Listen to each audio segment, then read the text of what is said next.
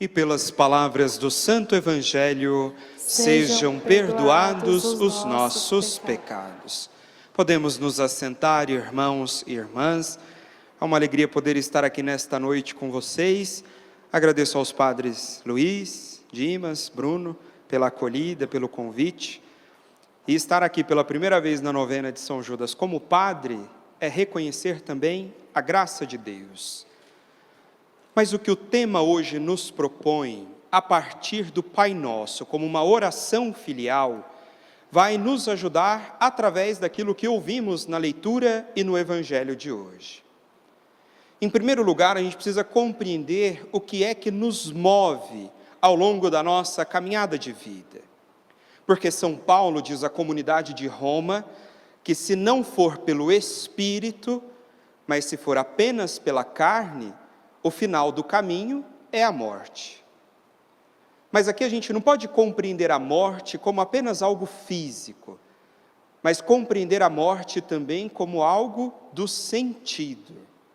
Porque se nós não sabemos o que nos move, para onde devemos ir, reconhecer a presença de Deus como aquele que nos ajuda no caminho, nós não temos referência do que é bom e do que é ruim. Nós não temos referência do caminho a seguir. Por isso que São Paulo reafirma diversas vezes na primeira leitura que devemos ter um coração aberto para ser movidos pelo Espírito de Deus. Reconhecer que o Espírito de Deus já habita o nosso coração é uma maneira de também nós percebermos de que todos somos filhos do Pai. Porque se Ele nos cria, se Ele nos dá a oportunidade de continuar, se pela sua misericórdia Ele nos dá a chance de recomeçar, é porque o Pai espera o melhor de nós.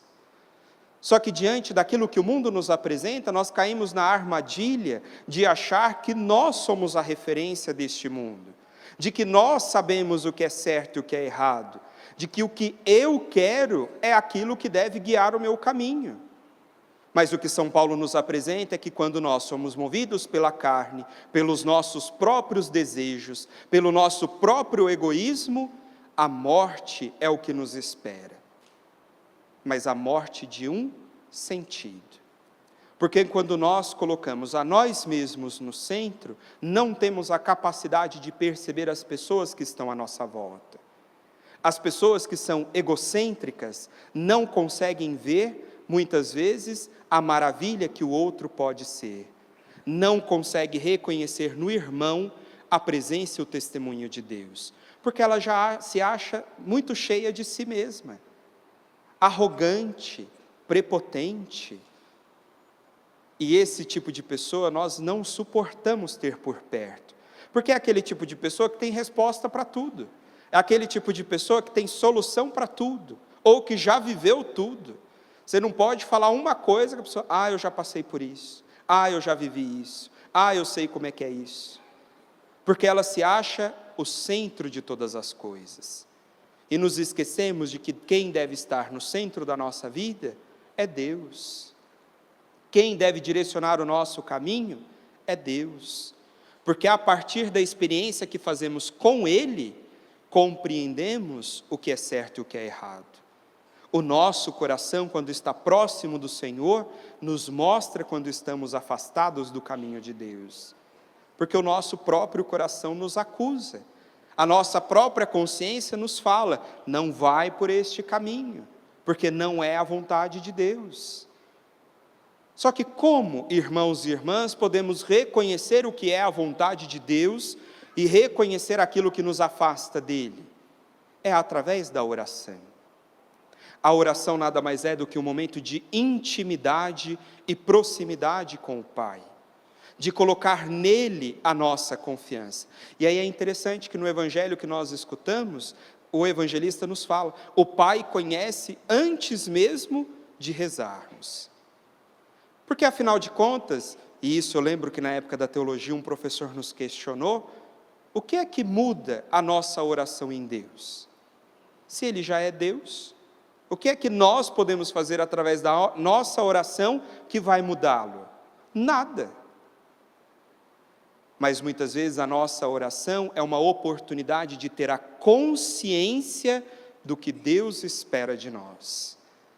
A nossa oração deve ser uma oportunidade de modo sincero, humilde, honesto, nos apresentar e nos colocar diante de Deus. O Papa Francisco nos fala que a oração é um encontro de olhares entre duas pessoas apaixonadas. A oração deve ser um momento de contemplar um Deus que nos ama. A oração é um momento de nos colocar de modo verdadeiro para compreender o que o amor de Deus espera de nós. O nosso coração precisa ser semelhante ao dele, não o coração de Deus ser semelhante ao nosso, porque nós sabemos das fragilidades que carregamos, sabemos muitas vezes dos egoísmos que insistimos em cultivar, e por isso que Deus deve ser a referência. O nosso momento de oração deve ser um momento de intimidade, de dar a oportunidade para que Deus nos molde da melhor maneira. Até porque, queridos irmãos e irmãs, nós somos apenas como vaso na mão do oleiro. Muitas vezes rachamos, muitas vezes quebramos, mas a misericórdia de Deus nos reconstrói, nos dá a oportunidade de ser um sinal para o outro e de testemunhar através das nossas palavras e atitudes aquilo que Deus espera de nós. Só que existe um detalhe a partir de tudo aquilo que nós ouvimos no Evangelho de hoje, que deve também nos ajudar a compreender a importância da oração. Porque não é pela força das palavras que Deus vai nos escutar. Não é nos aparecendo na frente das pessoas que daremos testemunho. Mas é quando tivermos a consciência de que na sinceridade e na intimidade nos encontramos verdadeiramente com Deus. Porque muitas vezes a nossa oração é com um olho aberto e o outro fechado. Muitas vezes a nossa oração é com um olho fechado, pensando no que Deus está escutando, mas o outro olho está aberto para ver quem está vendo a gente rezar. E aí não adianta nada. Porque mostrar para os outros que a gente reza não é suficiente para dar testemunho de Deus. Até porque devemos entrar em sintonia com aquilo que nós falamos e rezamos, com as atitudes que temos ao longo da nossa vida. Estar aqui, queridos irmãos e irmãs, 1 hora por semana, participar da novena, escutar a palavra de Deus, pedir perdão pelos pecados, mas continuar a ser o mesmo lá fora, não adianta nada. E aí, a gente está aqui perdendo tempo. Poderíamos estar fazendo qualquer outra coisa, mas estamos aqui. E se Deus nos move a fazer essa experiência, devemos ter essa abertura de coração. Não para apresentar aquilo que eu quero, mas para perguntar a Deus o que Ele espera de nós. E aí é interessante que o Evangelho de hoje nos apresenta uma oportunidade que Jesus mostra aos discípulos como rezar. Mas em outros evangelhos, através do exemplo e do testemunho de Jesus, os discípulos se voltam para ele e dizem: Jesus, ensina-nos a rezar. Assim como os discípulos de João Batista, como devemos ir ao encontro do Pai? Como devemos ter essa convicção que o Senhor tem? Como devemos apresentar a nossa vida diante do projeto de Deus? E aí Jesus nos apresenta o Pai Nosso. E aí eu lendo hoje, o Papa Francisco nos traz uma reflexão muito interessante. Existe uma palavra que usamos todos os dias da nossa vida, que não aparece na oração do Pai Nosso, que é a palavra eu. Porque a oração do Pai Nosso não é uma oração para aquilo que eu quero, aquilo que eu preciso, mas é para nos dar a consciência de que nós formamos uma comunidade de filhos e filhas de Deus. Eu não rezo Pai meu ou meu Pai, mas eu rezo Pai Nosso, para nos dar a compreensão de que estamos inseridos no meio de outras pessoas, que também precisam do meu testemunho, que também precisam da minha forma de apresentar Jesus, através do amor e da misericórdia.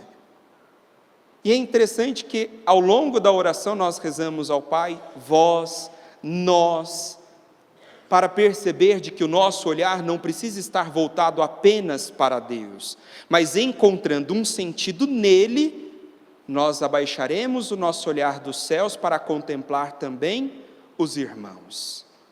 Porque não adianta nada a gente pedir a Deus todas as coisas, mas não saber reconhecer de que aquele que está ao nosso lado também é imagem e semelhança de Deus. É o que nós ouvimos hoje. Somos todos filhos e filhas, nem melhores ou piores, nem como nós ouvimos no último domingo, os discípulos que pediram lugares a sentar à direita e à esquerda de Jesus. Não é essa a preocupação que deve habitar o nosso coração, mas sentir o chamado de Deus para dar testemunho do cuidado dele, o mesmo cuidado que ele tem por nós, para também cuidar dos irmãos que faz parte da nossa vida. E olha como que é interessante a gente parar para pensar. Os discípulos pedem para Jesus: ensina-nos a rezar. E ele nos dá um sentido de comunidade. Ele nos dá um sentido de unidade. Só que muitas vezes a nossa oração, a nossa disposição, ela é egoísta demais. Buscamos a individualidade das coisas, ao invés de reconhecer no outro um testemunho da graça de Deus. E é interessante parar para pensar que muitas vezes a maneira de Deus se manifestar é a partir daquelas pessoas que nós menos esperamos. Aquelas pessoas que se acham as maiorais diante de uma comunidade, muitas vezes dão um testemunho contrário. Mas aquelas que no silêncio da oração, no silêncio do serviço, é o que nos mostram a grandeza de Deus. O próprio Jesus apresenta isso na sua oração. Ó Pai, eu te louvo porque escondestes estas coisas dos sábios e grandes, mas revelastes aos pequeninos. A oração deve nos ajudar a ter um coração humilde, um coração que esteja atento à vontade de Deus. Não nos preocupar com os lugares a sentar, mas nos preocupar com como a nossa vida e o nosso testemunho pode ajudar o outro a alcançar o céu. E muitas vezes a gente fica preocupado com discussão que não vai levar a gente para lugar nenhum, como os discípulos. Ficam discutindo quem é o maior, mas o que isso vai mudar? Não vai mudar nada. O que adianta eles sentarem à direita e à esquerda de Jesus? Não vai mudar nada. E aí é onde nós compreendemos também de que a confiança em Deus nos ajuda também durante as dificuldades do caminho. Porque Tiago e João no Evangelho falam: Senhor, nos coloca ao seu lado na glória. Eles não estão preocupados com a caminhada, eles estão preocupados com o prêmio. E o que Jesus nos convida hoje é de compreender que é na caminhada que fazemos a experiência de Deus. É na caminhada que contemplamos aquilo que é bom. É na caminhada que percebemos aquelas pessoas que nos ajudam a alcançar a santidade. Que possamos compreender que a nossa oração deve ser direcionada a todos. Compreender que a nossa oração deve ser direcionada para a nossa comunidade. O próprio Cristo criou a sua comunidade dos apóstolos.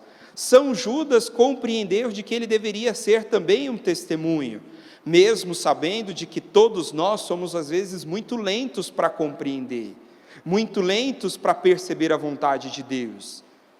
Mas o amor que ele tem por nós é eterno. E mesmo quando nós vacilamos, nos afastamos, Deus dá uma chance de voltar. E ele arranja um meio de nos trazer de volta. Porque ele confia na capacidade que temos dentro do nosso coração de dar esse testemunho às outras pessoas. Por isso, queridos irmãos e irmãs, não percamos tempo com coisas que não vão levar a gente para lugar nenhum. Não fiquemos preocupados em mostrar para os outros que rezamos muito. Não fiquemos preocupados em ficar gritando aquilo que Deus tem que ouvir.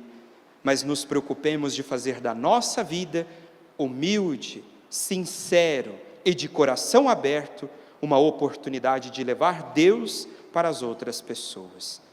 Porque se o próprio Espírito, como nos fala São Paulo, nos traz até aqui, é porque Deus confia em nós para levar essa mesma mensagem para onde nós estivermos. Aqui é um momento de uma pausa restauradora. porque a nossa missão continua depois, diante das nossas famílias, nas nossas casas, nas nossas ruas, na nossa comunidade. E se Deus confia em nós, nos alegremos e possamos verdadeiramente dar esse testemunho da graça e do amor de Deus. Que São Judas interceda por nós e que possamos aprender a rezar de modo sincero a graça de Deus. Louvado seja nosso Senhor Jesus Cristo.